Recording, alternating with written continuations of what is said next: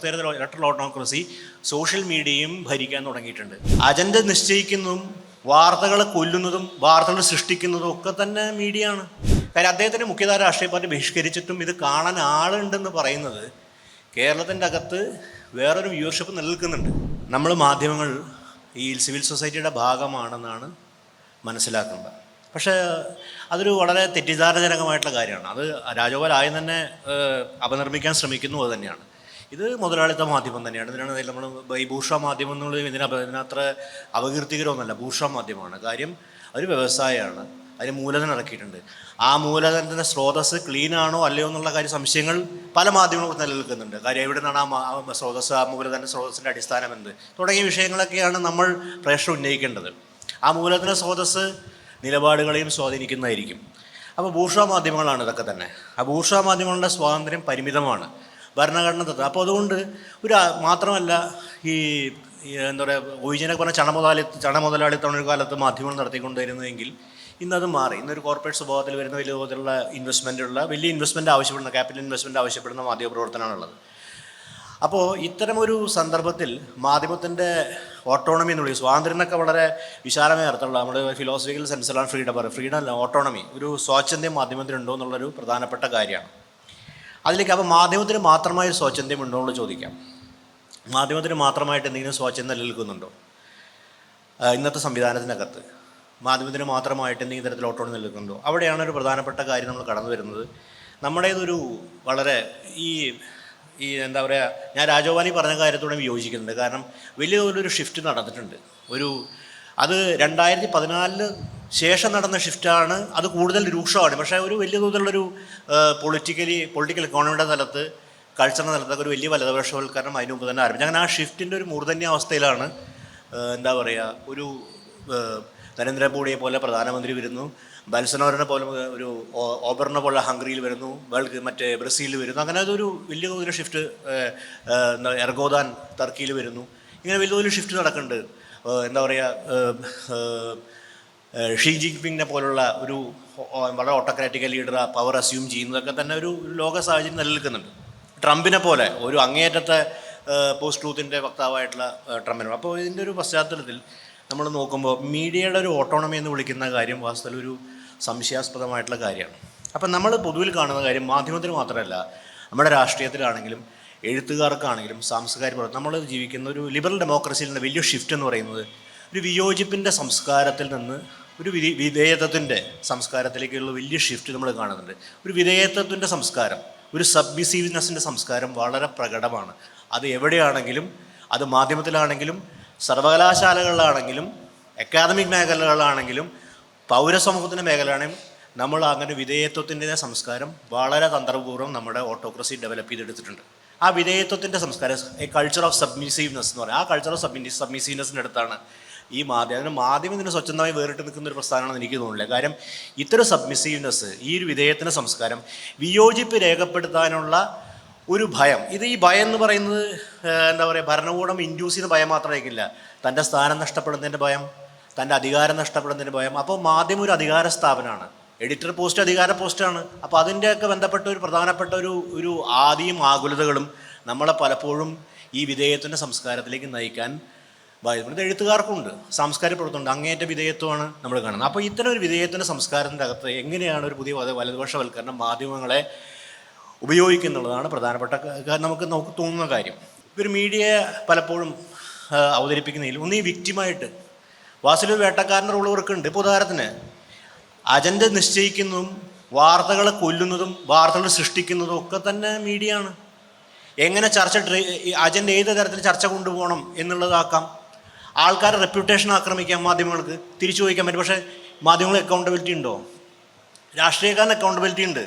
നിങ്ങൾക്ക് രാഷ്ട്രീയക്കാരൻ വന്നാൽ 5 വർഷം കഴിഞ്ഞാൽ ഇലക്ഷൻ നേരിടണം. മീഡിയയ്ക്ക് എന്ത് അക്കൗണ്ടബിലിറ്റി? മീഡിയയ്ക്ക് അക്കൗണ്ടബിലിറ്റി എന്ന് പറഞ്ഞാൽ റേറ്റിംഗായി ബന്ധപ്പെട്ട അക്കൗണ്ടബിലിറ്റിയാണ്.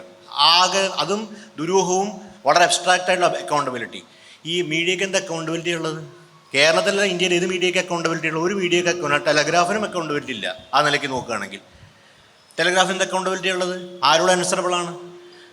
അതുകൊണ്ടാണല്ലോ രാജഗോപാൽ പറഞ്ഞത് അവരുടെ വായനക്കാരുടെ അടിസ്ഥാനത്തിൽ മാറിയത്. ഒരു വളരെ അബ്സ്ട്രാക്ട് സംഗതി. അപ്പോൾ അക്കൗണ്ടബിലിറ്റിയുടെ കാര്യത്തിൽ വലിയ പ്രശ്നം മീഡിയ നേരിടുന്നുണ്ട്.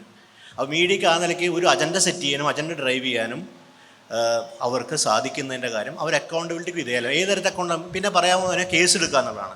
പക്ഷേ ഇവിടെ പ്രധാനപ്പെട്ട കാരണം എനിക്ക് തോന്നുന്ന കാര്യം വെച്ചിട്ടുണ്ടെങ്കിൽ ഈ ഒരു ജനാധിപത്യത്തിന് കീഴ്പ്പെടുക, സത്യത്തിൽ ഇവർ കീഴ്പ്പെടുന്ന അധികാരത്തിൻ്റെ ജനാധിപത്യത്തിന് വഴിപ്പെടേണ്ട, ജനാധിപത്യത്തിന് വിധേയപ്പെടേണ്ട, ജനാധിപത്യത്തിലൂടെ ലൈബിലിറ്റി ഉണ്ട്. ആ ലൈബിലിറ്റിയാണ് ഇവർ പലപ്പോഴും നാശക്കാർ. ഇവർ ഒരു പവർ സെൻ്ററാണ്. അപ്പോൾ ഇവർ പവർ സെൻ്റർ, മീഡിയൻ്റെ പവർ സെൻ്ററാണ് ആ നിലയ്ക്ക്. അപ്പോഴാണ് നമ്മുടെ ഇതിന് ബദൽ നിലയ്ക്കാണ്. അപ്പോൾ മുഖ്യധാര മാധ്യമങ്ങൾ ഈ 2014 മുതൽ നരേന്ദ്രമോദി അധികാരത്തിന് ശേഷം നമ്മുടെ സർവ്വമേഖലകളിലും, അത് ജുഡീഷ്യറി ആണെങ്കിൽ ഇൻഡിപെൻഡൻസ് എന്ന് പറഞ്ഞ പലതരത്തിലുള്ള നമ്മുടെ കോൺസെപ്റ്റ് ഇൻഡിപെൻഡൻസ് എന്ന ആ ഒരു തരത്തിലുള്ള സ്വാച്ഛന്ദത പലതരത്തിലും ഇറോഡ് ചെയ്യപ്പെട്ടിട്ടുണ്ട്. അത് കേരളത്തിലും ഇറോഡ് ചെയ്യപ്പെട്ടിട്ടുണ്ട്. കേരളത്തിലും 2016 ശേഷം അത് വലിയ തോതിൽ ഇറോഡ് ചെയ്യപ്പെട്ടിട്ടുണ്ട്. അതൊരു വസ്തുത നമ്മൾ കാണാതിരിക്കേണ്ട കാര്യം. പല പത്രപ്രവർത്തകരും മാധ്യമപ്രവർത്തകർ എടുക്കുന്നു. അതുപോലെ മാധ്യമപ്രവർത്തകർ മുഖ്യമന്ത്രിക്ക് സർട്ടിഫിക്കറ്റ് കൊടുക്കുന്ന ദയനീയമായ കാഴ്ച നമ്മൾ കണ്ടിട്ടുണ്ട്. കാര്യം ക്രിട്ടിക്കലായി നിൽക്കേണ്ട ആൾക്കാരാണ് മാധ്യമപ്രവർത്തകർ. കാര്യം നമുക്കറിയാം, എന്താ പബ്ലിഷൻസ് അല്ലല്ലോ മാധ്യമപ്രവർത്തന ജോലി. അത് ചെയ്യാൻ മീഡിയ, അത് ചെയ്യാൻ ഗവൺമെൻറ് മെഷറി ഉണ്ട്. പ്രതിപക്ഷത്തിൻ്റെ റോള് തന്നെയാണ് മാധ്യമം. വിമർശനം, ഒരു നല്ല വാക്ക് പോലും സർക്കാരിനെ കുറിച്ച് പറയാൻ ബാധ്യത മാധ്യമത്തിനില്ല. അപ്പോഴും നമ്മൾ സർട്ടിഫിക്കറ്റ് ഇഷ്യൂ ചെയ്യുന്നുണ്ട്. മുഖ്യമന്ത്രി സർട്ടിഫിക്കറ്റ് ഇഷ്യൂ ചെയ്യും, നമ്മൾ മറ്റുള്ള. അപ്പോൾ ഇതൊക്കെ തന്നെ നമ്മൾ കാണിക്കും, നമ്മൾ ഏതൊക്കെയോ തരത്തിൽ നമ്മളും അജണ്ട ഡ്രിവനാണ്. ഏതൊക്കെ തന്നെ അജണ്ട. അപ്പോൾ ചിലപ്പോൾ ചില കോംപ്രമൈസ് ഉണ്ട്. കാര്യം വലിയൊരു അധികാരത്തെ എടുക്കാൻ മറ്റു ചെറിയ അധികാരത്തായിട്ട് ചില ഇതൊക്കെ. പക്ഷേ ഇത് പറഞ്ഞു വരുന്ന കാര്യം, അപ്പോൾ ഇത്തരം ഓട്ടോണമി എന്നുള്ള കാര്യം ഒരു സെൽഫ് റിഫ്ലെക്സീവായിട്ട് മാധ്യമപ്രവർത്തകരും മാധ്യമ സ്ഥാപനം ആലോചിക്കേണ്ട കാര്യം സംശയമാണ്. ഇതേപോലെ തന്നെ മൂലധന സ്രോതസ്സിനെ കുറിച്ചുള്ള കാര്യം, മാധ്യമങ്ങളുടെ മൂലധന സ്രോതസ്സ് അതിൻ്റെ സുതാര്യത വ്യക്തമാക്കേണ്ടതല്ലേ? ആ മൂലധന സ്രോതസ്സ് ഏതൊക്കെ തരത്തിൽ കേരളത്തിൻ്റെ മാധ്യമം സ്വാധീനിക്കുന്നുണ്ടാവും? അദാനിയുടെ മൂലധന സ്രോതസ്സ് NDTV സ്വാധീനിക്കുന്നുണ്ടെങ്കിൽ ഇവിടെ മാധ്യമങ്ങളുടെ മൂലധന സ്രോതസ്സ് മാധ്യമങ്ങളെ സ്വാധീനിക്കുന്നുണ്ട്. അതുപോലെ തന്നെ ഈ കേരളത്തിലെ ഈ സിവിൽ സൊസൈറ്റിക്കകത്ത് ഇന്ന് നമ്മൾ BJPയുടെ സ്വാധീനത്തെക്കുറിച്ച് പറയുന്നുണ്ട്. സത്യത്തിൽ കേരളത്തിൽ ഈ നമ്മൾ പറയുന്നതിനെക്കുറിച്ച് അത് നികേഷ് സൂചിപ്പിച്ച കാര്യമാണ്. എന്ന് മുതലാണ് സംഘ് പരിവാർ കേരളത്തിൽ രാഷ്ട്രീയ സാന്നിധ്യമായി മാറിയത്? നമ്മുടെ സ്റ്റുഡിയോ ചർച്ചകളിലൂടെ ഒരു സാന്നിധ്യമാക്കി മാറ്റിയത് ദൃശ്യമാധ്യമങ്ങളാണ്. ഒരു സവിശേഷമായി ഇടം കൊടുത്തത് കേരളത്തിൽ കൊടുക്കാൻ പാടില്ലെന്നും ഞാൻ പറയുന്നില്ല. കാര്യം കേരളത്തിൽ പ്രവർത്തിക്കുന്ന രാഷ്ട്രീയ പാർട്ടി, പക്ഷേ അതിന് സവിശേഷമായി സാന്നിധ്യമാക്കി മാറ്റിയതും അതിന് വോയിസ് നൽകിയതും അതിന് ആർട്ടിക്കുലേഷൻ സ്പേസ് നൽകിയതും ആ ഏത് തരത്തിൽ ആർട്ടിക്കുലേറ്റ് ചെയ്യാനും ജനം TV ഒക്കെ വരുന്നതിന് മുമ്പ് തന്നെ ഇത്തരൊരു സാധ്യത കേരളത്തിലെ മാധ്യമങ്ങൾ കൊണ്ടുവന്നിട്ടുണ്ട്. ഇതൊരു വസ്തുതയാണ്. നിങ്ങൾ മാധ്യമങ്ങൾ സ്വയം സെൽഫ് റിഫ്ലെക്സ് ചെയ്യേണ്ട കാര്യം. മറുഭാഗത്തിന് ബദലായിട്ടാണ് സാമൂഹ്യ മാധ്യമങ്ങൾ വന്നത്. ഏറെക്കുറെ സ്വതന്ത്രം എന്ന് വിളിക്കുന്ന, സ്വതന്ത്രമല്ല, ഒരു ഓട്ടോണമി എന്ന് വിളിക്കുന്ന മാധ്യമം. പക്ഷെ എനിക്ക് തോന്നുന്നു മുഖ്യധാര മാധ്യമങ്ങളെക്കാൾ ഏറ്റവും അപകടകരമായൊരവസ്ഥയിലൂടെ പോകുന്നത് ഞാൻ നികേഷ് കൂർ പറഞ്ഞോട് ശക്തമായി യോജിക്കുന്നു. കാര്യം സാമൂഹ്യ മാധ്യമമാണ് ഏറ്റവും ഇന്ന് അപകടകരമായ ഒരു രീതിയിൽ മാറിയത്. കാര്യം അതൊരു ഓക്യുപ്പൈഡ് മീഡിയയാണ്.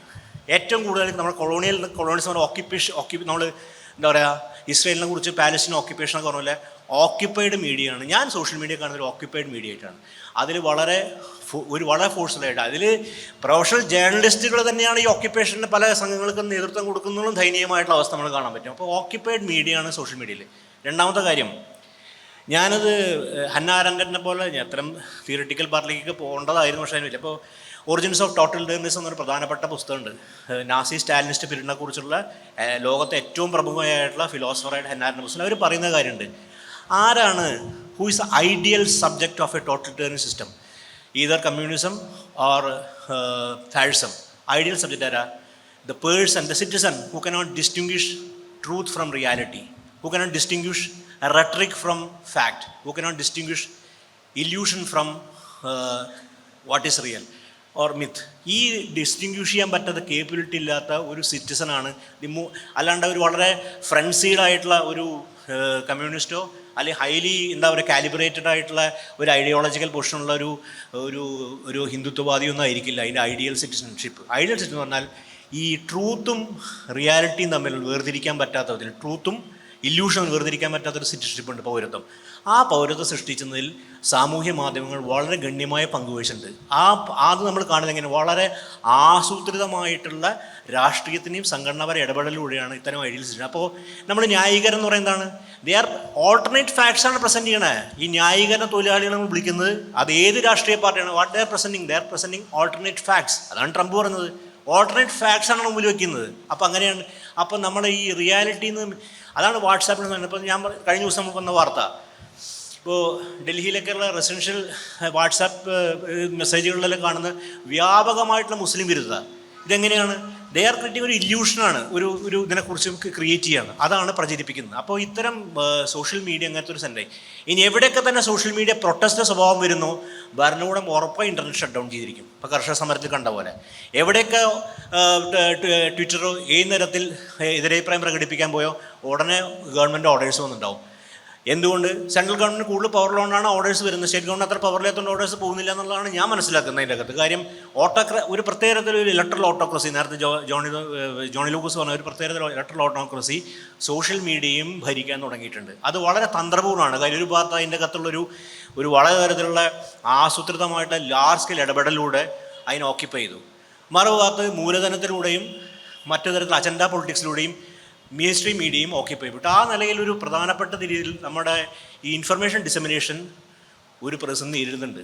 ആ പ്രതിസന്ധിയുടെ അകത്താണ് ഇന്നത്തെ ലിബറൽ ഡെമോക്രസിയുടെ ഫംഗ്ഷൻ നടക്കുന്നത്. അപ്പോൾ ആ ലിബറൽ ഡെമോക്രസി പഴയ തരത്തിൽ നിന്ന് മാറി വിയോജിപ്പിൻ്റെ സംസ്കാരമൊക്കെ പോയി വിധേയത്തിൻ്റെ സംസ്കാരം കൊണ്ടുവരികപ്പെടുകയാണ് ചെയ്യുന്നത്. അതുകൊണ്ട് നമുക്കിന്ന് ഡെമോക്രസിയിൽ പലതും നഷ്ടപ്പെടുന്നുണ്ട്. ഇതൊരു യാഥാർത്ഥ്യമാണ്. കേരളത്തിലാണെങ്കിലും എവിടെയാണെങ്കിലും നമുക്ക് നഷ്ടപ്പെടുന്നത്. പറയുമ്പോൾ ജനാധിപത്യത്തിന് ഔപചാരിക മാതൃകകളില്ലേ? എനിക്ക് ഇവിടുന്ന് സംസാരിക്കാൻ അധികാരം കിട്ടുന്നുണ്ടല്ലോ, പക്ഷേ I don't know what will happen after my speech. Freedom after speech എന്ന് എല്ലാവരും പറയുന്ന പോലെ ഞാൻ ഇപ്പം നമ്മുടെ അടുത്ത് മനുഷ്യ ഫാലിസ് തരുമാരും സൂചിപ്പിച്ചാൽ freedom after speech. Freedom after speech സംശയാസ്പദമാണ് എവിടെയാണെങ്കിലും.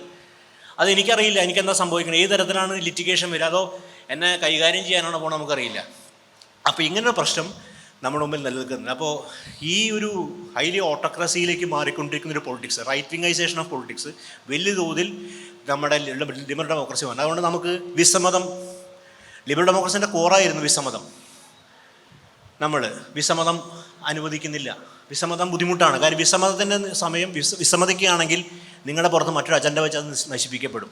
2, വിമത അഭിപ്രായങ്ങൾ ഇല്ല എന്ന് പറയുന്നില്ല. ചില ഔപചാരിക സെൻസിൽ വിമതാഭിപ്രായം നൽകുന്നുണ്ട്. പക്ഷേ നിങ്ങൾ ഉറപ്പായിട്ടും വിമതാഭിപ്രായങ്ങൾ പ്രാന്തവൽക്കരിക്കപ്പെടും. ഒരു മാധ്യമവും വിമതാഭിപ്രായങ്ങൾക്ക് സ്പേസ് കൊടുക്കില്ല. അത് ഏത് മാധ്യമമാണെങ്കിലും നിങ്ങൾ ശരിക്കും വലിയ വിപ്ലവ ചർച്ചയെ നടത്തണം ശരിക്കും, പക്ഷേ പ്രിഡിക്റ്റബിൾ ചർച്ചയെ നടത്തിക്കൊണ്ട് വളരെ പ്രിഡിക്റ്റബിളായിട്ട് അവർക്കറിയാം. നിങ്ങൾ ഇന്ന് ഒരാളെ വിളിച്ചാൽ നമുക്കറിയാം എന്താണ് അയാളുടെ പ്രിഡിക്റ്റബിളാണ് അയാളുടെ പൊസിഷൻ.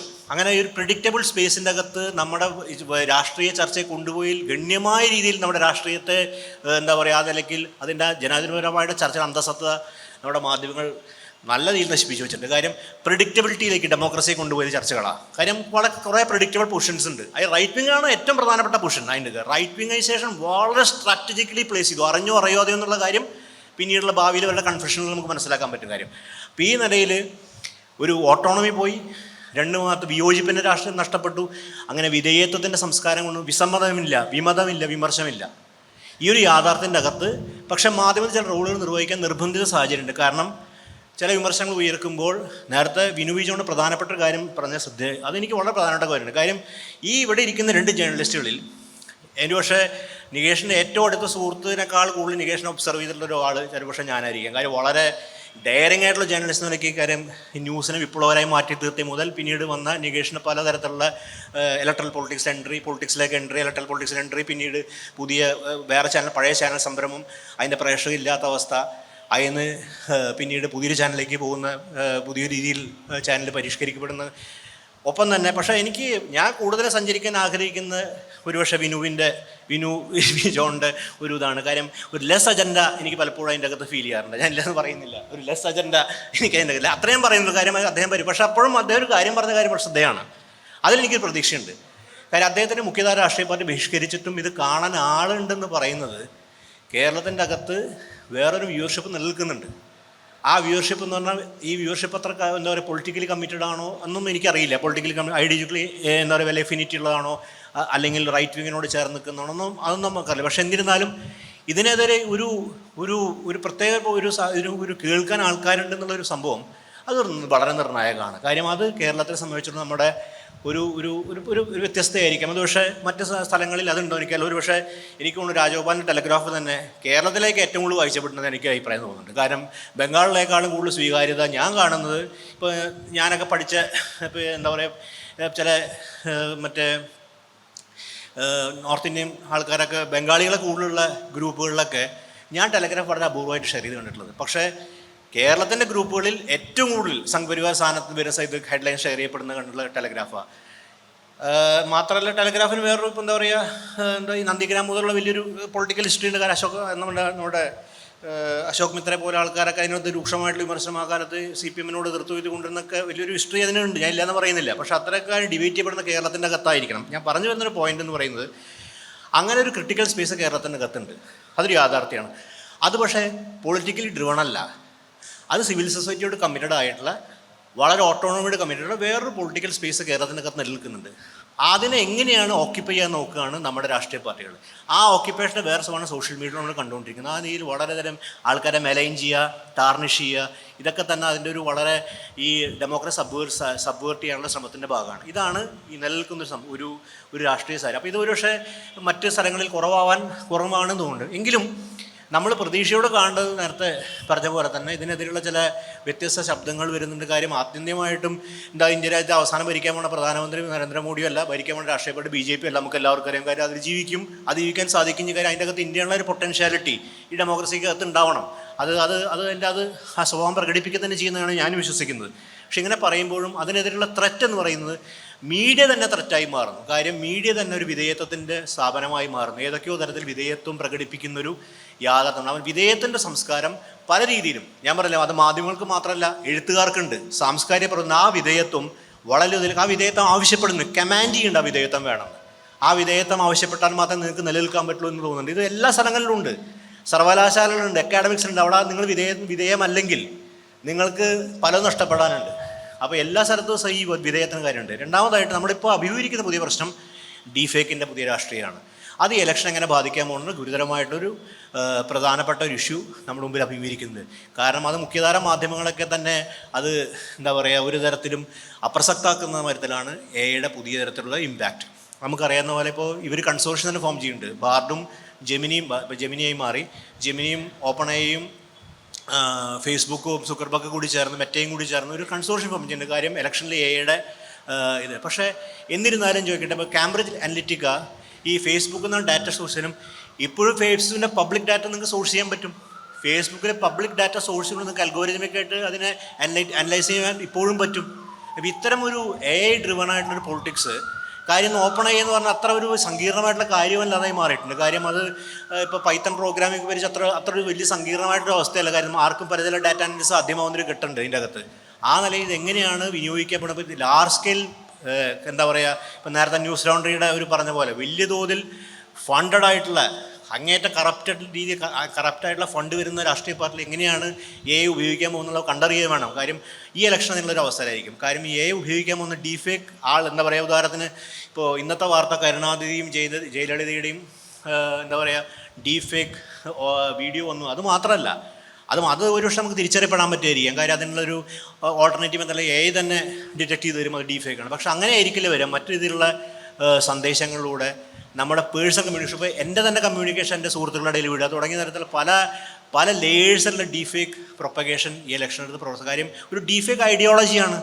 നമ്മൾ നിലനിൽക്കുന്ന ഡീഫേക്ക് ഐഡിയോളജി, ലെഫ്റ്റ് ആയിക്കോട്ടെ റൈറ്റ് ആയിക്കോട്ടെ, കാര്യം ആ ഡിസ്റ്റിങ്ഷനൊക്കെ ബ്ലർ ചെയ്യപ്പെട്ടു. ഡീഫേക്കായിട്ട് ഐഡിയോളജിയുടെ പുറത്താണ്. കാര്യം ഒരു എന്താ പറയുക, ഡെമോക്രസി നമ്മൾ ഡിസ്മാൻഡ് ചെയ്യപ്പെടുന്നത് എങ്ങനെയാണ് നമ്മുടെ മുമ്പിൽ ആ ഡീഫേക്ക് ഐഡിയോളജിയാണ്. കാര്യം ഒരു pure ideology, whether it is fascist or Stalinist, pure ഐഡിയോളജിയാണ് ഒരിക്കലും they will never go for പോച്ച് ചെയ്യാനോ. ഇപ്പോൾ ഡെമോക്രസി നമ്മുടെ മുമ്പിൽ തന്നെ ഡിസ്മാൻഡ് ചെയ്യപ്പെടുക. ഡെമോക്രസി നമ്മുടെ മുമ്പിൽ എന്താണ് കാണിച്ചത്? ഡെമോക്രസി ഈസ് ഇല്ലെജിനിറ്റേറ്റ് എന്നാണ് നമ്മുടെ ലെഫ്റ്റും റൈറ്റും നമ്മുടെ മുമ്പിൽ കാണിച്ചിരുന്നത്.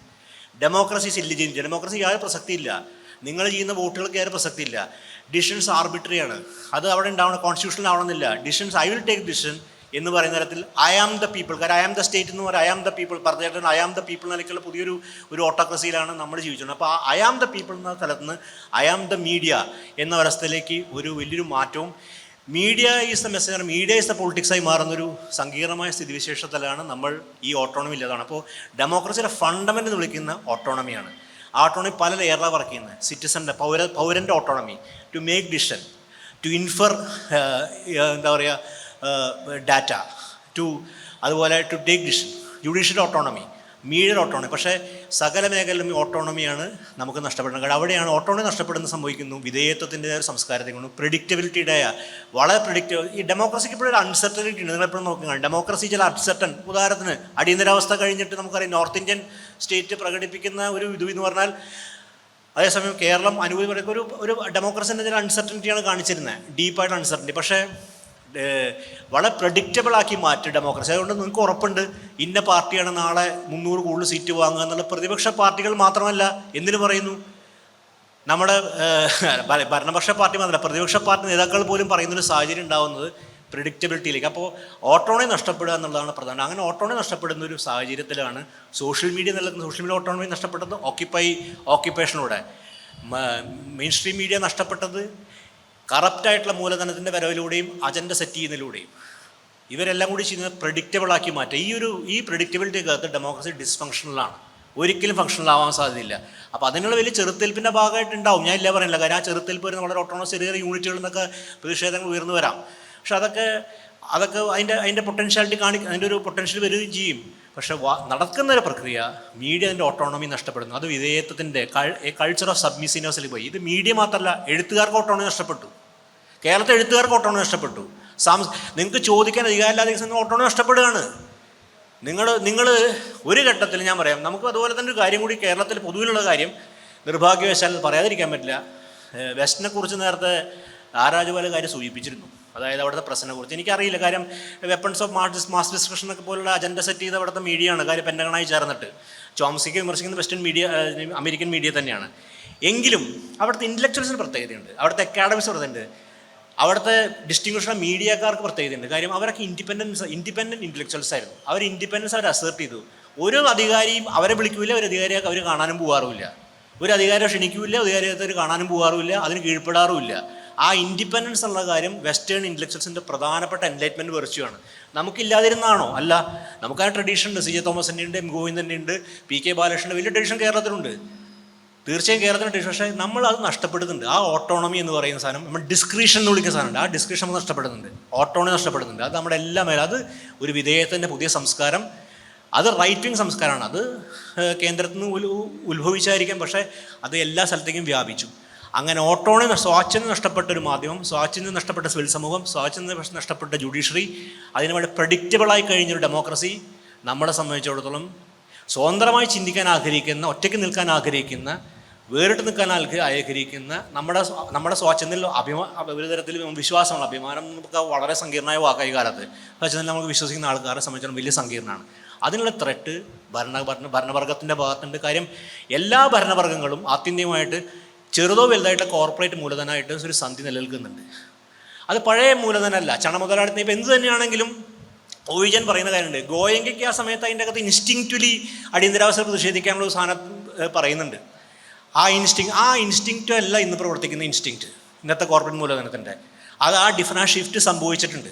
ആ ഷിഫ്റ്റ് സംഭവിച്ചത് വീണ്ടും ഞാൻ ആവർത്തിച്ച് പറയുന്നു, കൾച്ചർ ഓഫ് സബ്മിസീവ്നെസ്, വിധേയത്വത്തിൻ്റെ സംസ്കാരം അങ്ങേയറ്റത്ത്. അതായത് നമ്മൾ പറയുന്ന തൊമ്മിയുടേതായ സംസ്കാരം. പട്ടേലറിന് മുമ്പിൽ ബ്രഹ്മയുഗത്തിലെ എന്താ പറയുക, അതിനെക്കുറിച്ചുള്ള മറ്റു വിമർശനങ്ങൾ നിലനിർത്തിക്കൊണ്ട് തന്നെ പറയട്ടെ, അപ്പോൾ ആ വിധേയത്വൻ്റെ സംസ്കാരം നമ്മളിൽ ബാധിച്ചിട്ടുണ്ട്. വിധേയപ്പെടാൻ നമ്മൾ തയ്യാറാണ്. നമുക്ക് വേണ്ടത് നമ്മുടെ സുരക്ഷിതത്വം. അതുകൊണ്ട് നമുക്ക് അധികാരികളുടെ ഇതിൽ ഒപ്പ് കിട്ടുന്നത് നമുക്ക് എന്തൊരു കുളിരാന്നറിയോ. ഈ കേരളത്തിൽ എനിക്ക് ഒരു മാധ്യമപ്രവർത്തനോ ഒരു എഴുത്തുകാരനോ മുമ്പില്ലാത്ത സാധനമായിരുന്നു അത്. അധികാരി പ്രജാപതി ഒന്ന് ഒപ്പിട്ട് തന്നാൽ, അല്ലെങ്കിൽ അത് കുറച്ച് കേരളത്തിന് പുറത്തും അങ്ങനെയായിരിക്കാം, എന്തെങ്കിലും ഒപ്പിട്ട് നമുക്ക് തന്നു കഴിഞ്ഞാൽ തുല്യം ചേർത്ത് കഴിഞ്ഞാൽ നമുക്കുണ്ടാകുന്ന ഒരു പ്രത്യേക സുരക്ഷിതത്വം അത് മുമ്പ് എഴുത്തുകാർക്ക് ഉണ്ടായിരുന്നു, മാധ്യമപ്രവർത്തനം. അപ്പോൾ ഈ സ്വാച്ഛന്യത്തിന് നഷ്ടപ്പെടൽ വലിയ ബാധിച്ചിട്ടുണ്ട്. ആ ജനാധിപത്യത്തെ പരിമിതപ്പെടുത്തുന്നു. മാത്രമല്ല, ഇത്തരം വിമർശനം ഉന്നയിക്കുന്ന ആൾക്കാരെ, ഈ ജനാധിപത്യ ഡിസ്ഫങ്ഷനാലിറ്റിയെക്കുറിച്ചും വിധേയത്വത്തിൻ്റെ സംസ്കാരത്തെക്കുറിച്ച് പറയുന്ന ആൾക്കാർ ഏതൊക്കെയോ നിലയിൽ പുറന്തള്ളപ്പെടുന്നുണ്ട്. അത് യാഥാർത്ഥ്യം. അവരൊന്നും ഒരു സ്ഥലത്ത് നിങ്ങൾ കാണില്ല. വളരെ അപൂർവമായിട്ട് ഏതെങ്കിലും സ്ഥലത്ത് 2 മിനിറ്റ് സംസാരിക്കാൻ അവസരം കിട്ടിയാൽ അങ്ങനെ ആൾക്കാർ കിട്ടുന്നുണ്ട്. പക്ഷേ അവരുടെ ഇടങ്ങളിൽ പോലും വലിയ പുറന്തള്ളപ്പെടുന്ന അവസ്ഥയുണ്ട്. അങ്ങനെ ഈ യാഥാർത്ഥ്യത്തിലാണ് കേരളം. അപ്പോൾ വിസമ്മതത്തിൻ്റെ ഒരു സംസ്കാരം നമുക്ക് നഷ്ടപ്പെടുന്ന തരത്തിലാണ് മാധ്യമങ്ങൾ പോലും. അപ്പോൾ മാധ്യമങ്ങൾ ഒറ്റയ്ക്ക് സംഭവിച്ചല്ല, ഇത് ഒരു സർവ്വവ്യാപിയായിട്ട് ഒരു പ്രക്രിയ നിലനിൽക്കുകയാണ്. ഇതിനെതിരെ പ്രതിരോധം ഉണ്ടോ ചോദിച്ചാൽ തീർച്ചയായും അങ്ങനെയുള്ള ചെറിയ ഒറ്റപ്പെട്ട സമരങ്ങളും ഒറ്റപ്പെട്ട മുന്നേറ്റങ്ങളും, കർഷക സമരം പോലുള്ള അതിൻ്റെ കർഷക സമരം പ്രകടിപ്പിക്കുന്ന വല്ലാത്തൊരു ഓട്ടോണമി ഉണ്ട്. കാര്യം അതൊരു രാഷ്ട്രീയ പാർട്ടി ഒരു നിർദ്ദേശത്തിൻ്റെ അടിസ്ഥാനത്ത് വന്നല്ല. അതുപോലെ ചില പ്രതിഷേധം, പൗരത്വ ഭേദഗതി ഇന്ത്യയിൽ നടന്ന സമീപകാലത്ത് നടന്ന പല സമരങ്ങളും ഓട്ടോണമസ് സമരങ്ങളാണ്. ഒരു എന്താ പറയുക, ഒരു കോമൺസിന് വേണ്ടി സമരങ്ങളാണ്. അത്തരമൊരു മുന്നേറ്റം തീർച്ചയായും നമ്മുടെ സമൂഹത്തിൽ നിലനിൽക്കുന്നുണ്ട്. അതിൻ്റെ പ്രത്യാഘാതങ്ങൾ അവർ നേരിടുന്നുണ്ട്. കാര്യം 4-ാമത്തെ ആളെന്ന് കൊല ചെയ്യപ്പെട്ടത്, പൗരത്വ ഭേദഗതി സമരം ചെയ്ത പല ആൾക്കാരും ജയിലിലാണ്. ഒമർ ഖാലിദ് എന്ന് പറയുന്ന ഏറ്റവും വിദ്യാസമ്പന്നനാണ്, ജയിലിലാണ്. അങ്ങനെ ഒരുപാട് പ്രത്യേകതകൾ നേരിടും. പക്ഷേ ഈ പ്രത്യേകത നേരിടാൻ അവർ തയ്യാറായിരിക്കും. പക്ഷേ ഇത്തരം ഓട്ടോണമി നിലനിൽക്കാനുള്ള സമരങ്ങളിലാണ് ഒരു പക്ഷേ വരുന്നത്. അതിൽ എനിക്ക് തോന്നുന്നു, ഞാൻ അവസാനമായിട്ടൊരു ഒറ്റമനം, ഈ സിഒയ്ക്ക് എന്ത് ചെയ്യാൻ പറ്റും എന്നുള്ള ചോദ്യം നേരത്തെ പറഞ്ഞു. സിഒയ്ക്ക് മാധ്യമങ്ങളെ ഈ വാദ്യങ്ങളുടെ വൈവിധ്യം അവതരിപ്പിക്കാവുന്ന പ്രധാനപ്പെട്ട കാര്യങ്ങൾ തന്നെ. പക്ഷേ സിഒയ്ക്ക് നൽകുന്നൊരു സ്പേസ് കേരളത്തിലുണ്ട്. ആ സ്പേസ് പലതരത്തും ഡീസെൻട്രലൈസ്ഡ് ആണ്. ആ ഡീസെൻട്രലൈസ്ഡ് ആയിട്ടുള്ള ഒരു വികേന്ദ്രീകൃതമായ സ്പേസ് ഞാൻ മനസ്സിലാക്കി സിഒയ്ക്ക് മറ്റേത് കോർപ്പറേറ്റ് ഈ മാധ്യമത്തെക്കാർ കോർപ്പറേറ്റ് ശൃംഖലയെക്കാളും ആ സ്പേസ് ഉണ്ട്. ആ സ്പേസാണ് ഒരു പക്ഷേ ഈ തദ്ദേശീയമായ ചില സ്വച്ഛന്തമായ പ്രതികരണങ്ങൾക്കും സ്വച്ഛന്തമായ അവകാശ സമരങ്ങൾക്കും എല്ലാം ഒരു സാധ്യത വരുന്നത്. മുഖ്യധാര മാധ്യമം ചെയ്യാൻ പറ്റില്ല. കരകൗശലം അജണ്ട ഡ്രിവനുകൾക്ക് പ്രധാനപ്പെട്ട അജണ്ടയുണ്ട് അവർക്ക് മുന്നോട്ട് വയ്ക്കാൻ. പക്ഷേ ഇത്തരം ഒരു കാര്യങ്ങൾ മുന്നോട്ട് പക്ഷേ സിക്ക് സാധിക്കുന്നതാണ് പറഞ്ഞത്. ഇത്രയും പറഞ്ഞുകൊണ്ട് ഞാൻ നിർത്തുന്നു. നന്ദി, നമസ്കാരം.